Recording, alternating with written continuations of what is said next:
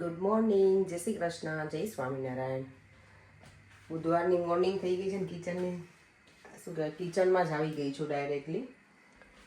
ચા બને છે, અહીંયા ભાત વઘારવા છે. કાલે મેં દાળ ભાત બનાવ્યા હતા ને દાળ ભાત શાક રોટલી બધું બનાવી દીધું. ભાત થોડા વધ્યા છે વઘારે. પણ એમને છે ને પ્લેન રાઈસ હોય ને એને વઘારેલા ગમે. મને પ્લેન રાઈસ ઓછા ગમે વઘાર. મને થોડુંક અંદર નાખ્યું ને બધું વેજીટેબલ તો મને ભાવે. પણ એને ચા સાથે એવા ગમે તો એમને એ વઘારી આપું બ્રેકફાસ્ટમાં. હું દૂધ અને ખાખરા ખાઈ લઈશ આજે, અને દેવમ દૂધને સિરિયલ. અને આજે મારે સલૂન પર પણ જવાનું છે એટલે રેડી થઈ ગઈ છું. આ બનાવી અને કંઈ ડિનરનું તો કંઈ રેડી નથી કરવાની અત્યારે. મગ પલાળી દીધા છે, બુધવાર છે એટલે. તો સાંજે આવીને મગનું શાક ને રોટલી ને છાશ ને એવું બનાવીશું. અને અહીંયા જો બહાર તડકો છે ને અમારી સ્કીપ જો ભરાયેલી. એક દિવસ તડકો આવે છે, એક દિવસ વરસાદ છે. હમણાં વેધરનું કાંઈ જ પ્રેડિક્ટ કરી ન શકાય. કંઈક રાખવું હોય ને અહીંયા ફંક્શન તો એ બધા વિચાર કરે કે શું કરવું.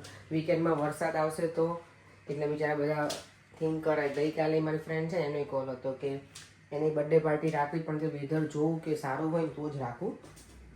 કારણ કે વધારે લોકોને ઇન્વાઇટ કરવા હોય તો પછી વેધર સારું ના હોય તો બધાને મેનેજમેન્ટ બધું કરવું પેલું થઈ જાય ને ભારે. એટલે ચલો પર્યંક શાવર લે છે ત્યાં સુધીમાં હું ફટાફટ કરી લઉં. અને મારા માસી છે ને સુરતવાળા અમદાવાદ ગયા છે, તેમને પણ કોલ કરી લઉં. મમ્મીને ઘરે છે ને તો ચાલો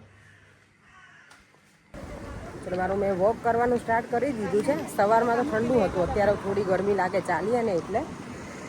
પણ આજે સારું છે, તડકો છે ને તો કેટલા દિવસ પછી સુરત દાદા બહાર આવ્યા હોય ને એવું લાગે. કારણ કે 2-3 દિવસથી તો વરસાદ જ હતો. અને મંડે વરસાદ હતો પણ ક્લાઉડી એકદમ હતું એટલે સુરત દાદા બહાર નહોતા આવ્યા. અને યસ મને છે ને વ્યુઅર્સે કીધું હતું કે તમે તમારો ડાયટ પ્લાન કહેજો. મારા ડાયટ પ્લાનમાં એવું છે, કંઈ છે નહીં બહુ મોટું. પણ જો યસ હું નોર્મલી ક્યાંક જો એક દિવસમાં એવું ખાધી લીધું હોય કે ધારો કે ઓઇલી ફૂડ હોય કે બહુ સ્વીટ ખાઈ લીધું હોય ને તો પછી બીજા દિવસે હું એવું ટ્રાય કરું કે એવું ઓછું ખાઉં. બાકી તો હું બહુ હેલ્થ કોન્શિયસ છું નહીં, અને હું કોઈ ડાયટ પ્લાન ફોલો પણ નથી કરતી. મારો ડાયટ પ્લાન નોર્મલ જ હોય, પણ સાંજે મને 2 રોટલી ખાવા જોઈએ. સવારમાં ખાખરા અને દૂધ ને એવું ખાઈ લઉં. બપોરે યસ હું લંચ લઉં. એ ડિપેન્ડ્સ કે ક્યારેક વઘારેલા ભાત હોય, પુલાવ હોય, થેપલા હોય કે એવું. પણ 2 એવું જ હોય, 1 થેપલું કે 2 થેપલા, એનાથી વધારે હોય નહીં. અને પછી ડ્રાય ફ્રૂટ્સને એવું લઈને આવું. ક્યારેક ફ્રૂટ હોય. આજે જો હું ફ્રૂટ લઈને આવી છું, ડ્રાય ફ્રૂટ્સની ડબ્બી ભરી છે એટલે થોડુંક હોય ક્વોન્ટિટી, બહુ ફૂલ ના હોય. મને એટલું બધું ના જોઈએ. ક્યારેક સલાડ લઈને આવું, મગ પલાળેલા લઈને આવું. બપોરનું લંચમાં એવું હોય, પણ સાંજે તો મને પ્રોપર જોઈએ છે. કે કાલે મેં જો દાળ ભાત શાક રોટલી બનાવ્યા હતા તો બધું જમી લીધું. તો એવું કંઈ છે નહીં મારું કે હું રોટલી નથી ખાતી કે એવું નથી. રોટલીને બધું જમું, પણ ક્વોન્ટિટી થોડીક ઓછી. એટલે મને જોઈએ જ ઓછું એના માટે થઈને. પણ યસ એવરીડે મારા 10,000 સ્ટેપ્સ હોય, હું એટલું વોક કરું છું. કલાક જેટલું તો એવરીડે લગભગ કરું છું. ક્યારેક એવું હોય કે એટલું બધું વોક મારું ના થયું હોય. હમણાં તો લાસ્ટ વીકમાં તો 15,000 સ્ટેપ મારા થઈ જતા હતા. ક્યાંક ને ક્યાંક જવાનું હોય, ફરવા ગયા હતા ને અમે, ત્યાં એટલા થઈ ગયા હતા. ને ક્યાંક દૂર જઈએ ત્યાં થઈ જાય, કારણ કે વોક કરવાનું અહીંયા વધારે હોય. એટલે જો અત્યારે એટલું બ્યુટીફુલ લાગે છે ને અહીંયા. જો આ લોકો છે ને બધું બહાર મૂકતા હતા, પણ કાઉન્સિલની રેડ પડી ગઈ તો એ લોકોએ બધું અહીંયા અલાઉડ ના કર્યું. એટલે બિચારાને બધું અંદર રાખવું પડ્યું. અહીંયા જો હવે લીચી આવી ગઈ છે એકદમ સરસ. અને આ મેલન જો બધા અલગ અલગ. આ ટેટી જ છે, આ ટેટી છે અને આ ટેટી છે. દેવમ જો જોડે હોય તો એના સ્લસ પીવાની બહુ મજા આવે. ગરમીના લીધે આ લોકોએ જો અહીંયા બહાર જ રાખી દીધું છે શોપની.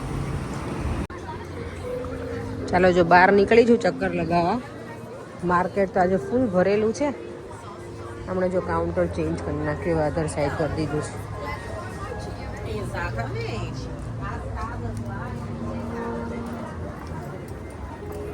અત્યારે છે ને આમ ઠંડુ નથી, મજા આવે એવું છે.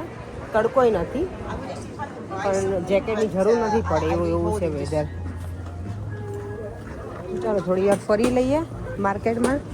અને અહીંયા તો ગમે ત્યારે નીકળે ને ત્યારે ભીડ જ એટલી બધી હોય ને. અહીંયા જો અમુક સ્ટોલ તો એ લોકો બંધ કરવા લાગ્યા છે. હજી 4 વાગ્યા છે ને ત્યાં અત્યારમાં જ.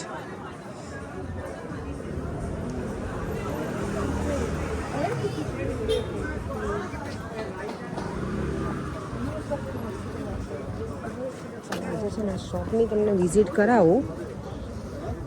જો આ ચાઇનીઝ લોકો હોય ને એ લોકોની શોપ કે ઘર કે બધી જગ્યાએ છે ને આ રાખે આગળ હેન્ડ આવી રીતે વેવ કરે. આપણે કેમ વેલકમિંગ લખેલું હોય, ગણપતિ દાદા આપણે મૂકીએ એવી રીતે એ લોકો આવું મૂકે.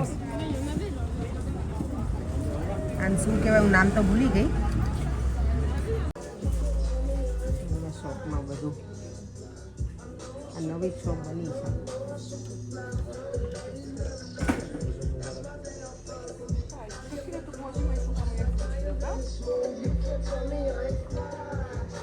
વેલકમિંગ કરી કરીને થાકી નહીં જતા હોય.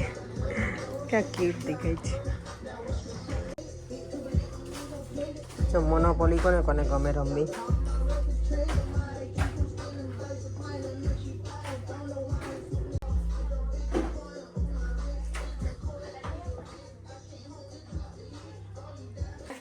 કેરીનું શાક બને છે, કાચી કેરીનું. પરેંગને મેં કીધું જ નથી, એનું સૌથી ફેવરેટ શાક છે. મારા સાસુ બહુ બનાવે, તો એ તમને આખી રેસીપી પણ આપું. આ કાચી કેરી હોય ને એનું બને કેરીનું શાક, અને આને પહેલાં બાફવાની અને પછી એનું શાક બનાવું એટલે બતાવું તમને કે કેવી રીતે હું બનાવું છું. આ સારું લાગે, મને ગમે આનું શાક ખાવું. તો ચાલો આજે એ બનાવીએ. દેવામને ટેસ્ટ કરાવું કેવું લાગે છે ને. મગનું શાક તો હું બનાવવાની જ છું, પણ અત્યારે કીધું ચાલો આજે આ પણ બનાવીએ.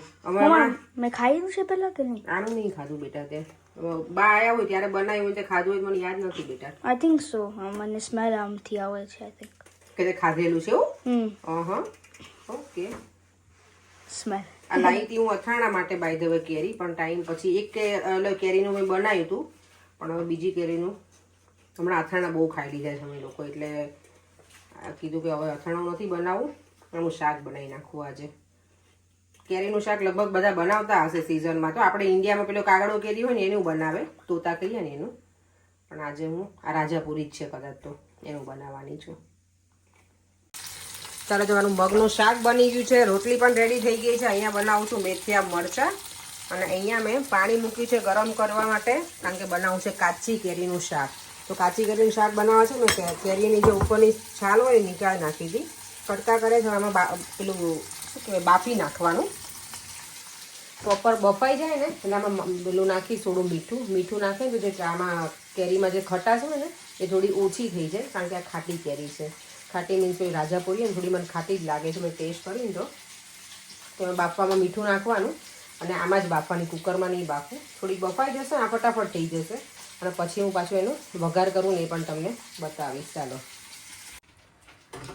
ચાલો જો કેરી છે ને મારી બફાઈ ગઈ છે, પાણી મેં કાઢી લીધું છે, અને આ સ્કીન જ છે કાળી દેખાય છે ને, બીજું કંઈ છે નહીં એટલે ચાલશે. હવે ગેસ મારો છે ને લોટ થઈ ગયો છે, પણ હવે બધું પતાવી કુકિંગ અને પછી જ મસ્ત ક્લીન કરી નાખીશ. અહીંયા આટલું તેલ મૂક્યું છે, બહુ નથી રાખ્યું. એમાં નાખીશું જીરું ખાલી. કેરીનું શાક મજા આવે ખાવાની, ગોળ ચટવું. અને આમાં છે ને કેરીના શાકમાં ગોળ નાખવાનું, બહુ મસ્ત લાગે. દેવાંગ ગોળનું ડબ્બો આપને બેટા. લ્યો તને એ જ નથી ખાવા મારો દીકરો પેલા? હા બસ એમાં છે. ચલો જો તો જીરું નાખવાનું,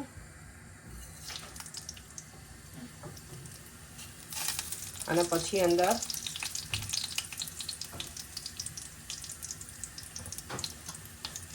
થોડી હિંગ,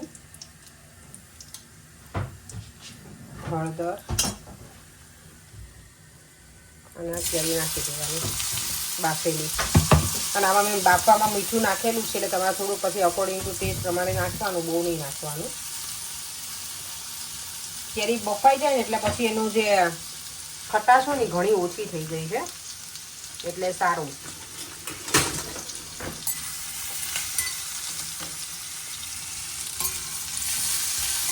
મેં તેલ પણ બહુ નથી લીધું, થોડુંક ઓછું લીધું છે, કારણ કે આમાં બહુ તેલની જરૂર નથી. એના કાઇન્ડ ઓફ બની જાય ને પછી મને સૂકી ભાજી જેવું લાગે.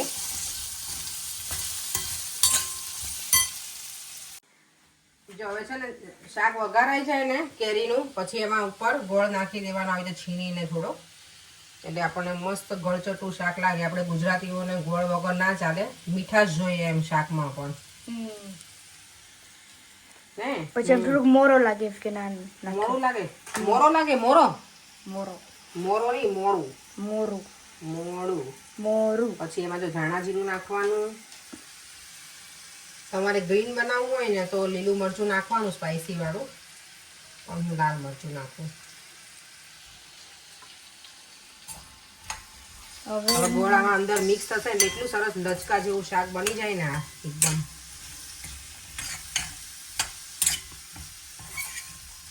આમ તો કેરીનું શાક રાત્રે બનાવાય નહીં, દિવસે જ બનાવાય, પણ અહીંયા અમે દિવસે ઘરે ના હોઈએ એટલે અમે રાત્રે બનાવીએ છીએ. એની જમીન અમે તરત સુવાના ના હોઈએ એટલે વાંધો નથી, હમણાં જમી લઈશું. જો શાક બનીને થઈ ગયું છે રેડી, એકદમ સરસ.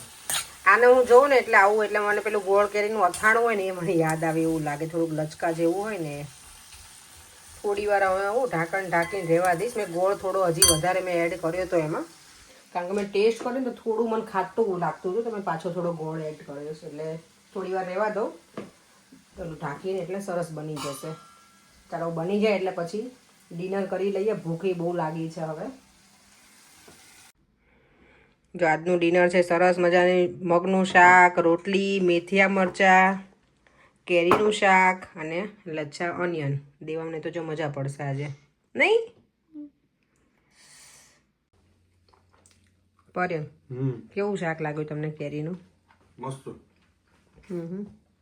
મજા મારું ફેવરેટ છે. એટલે જ મેં બનાવ્યું. તમે આજ ઘરે નહોતા ને, અમે તો જમી લીધું, પણ મેં તો તમને કેરીનું શાક આજ બનાવીને ખવડાવું. કેટલા ટાઈમ પછી મેં બનાવ્યું. મમ્મી રોજ બનાવે. હા હા, મમ્મી આવે ત્યારે અહીંયા બનાવે છે, એટલે જ મને યાદ આવી. મેં ચલો આજે કેરી પડી હતી ને કઠણાની, એટલે મેં બનાવ્યું. સારું બન્યું છે ને? Okay, enjoy. તો પછી દેવમ તો જો અહીંયા નીચે જ સૂઈ ગયો છે ક્યારનો. પરેંગા જે લેટ હતા ને થોડાક, તો એ જમતા હતા ને ત્યારે દેવમ તો જો રૂમમાં જ સૂઈ ગયો છે અહીંયા. હવે એને ઉપર જગાડીને લઈને જવું પડશે મારા દીકરાને. અને અહીંયા પર્યંક, આજે બહુ બધાની કમેન્ટ છે પર્યંક કે બહુ સરસ પ્લેસ છે એવું. તમે ગયા હતા ને? પ્લેસ તો મસ્ત જ છે, જાશું ફરીથી આપણે. ઓકે, બહુ બધાની કમેન્ટ છે કે સરસ છે. તો મેં તો હજી વિડીયો જ નથી જોયો, ટુ બી ઓનેસ્ટ, હજી આખો. એ આજનો વિડીયો છે ને પર્યંકે એડિટ કરેલો છે, એટલે મને ટાઈમ મળ્યો નથી જોવાનો.